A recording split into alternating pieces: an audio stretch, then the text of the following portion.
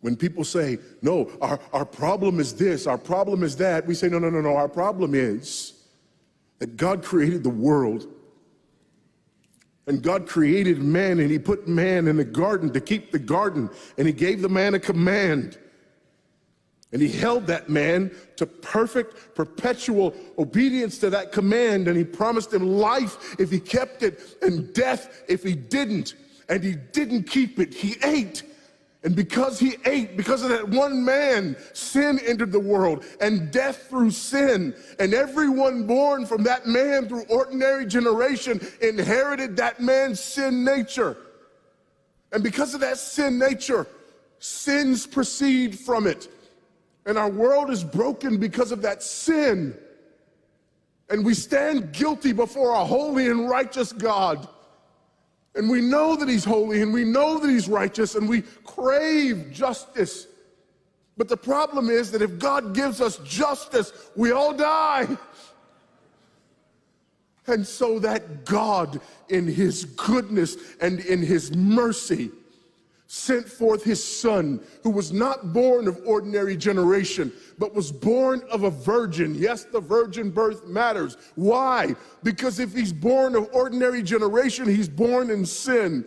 But because he's not born of ordinary generation, he's not born in sin. He's clean of sin. His record is clean. And he keeps his record clean. And he obeys God's law. And because he's fully God and fully man, he obeys the law of God on our behalf in his active obedience. And then in his passive obedience, God made him who knew no sin to be sin for us. All we like sheep had gone astray. Each of us had turned to his own way, but God laid upon him the iniquity of us all. And Christ died for sin once for all, the just for the unjust. And God imputes our sinfulness to him. And he nails our sinfulness to the tree. And Christ dies and raises again on the third day for our justification.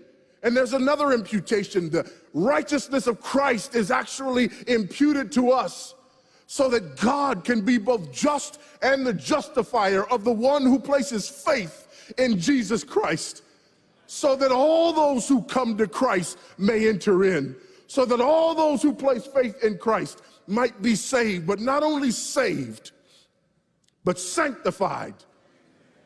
Because he's the firstborn of many brethren.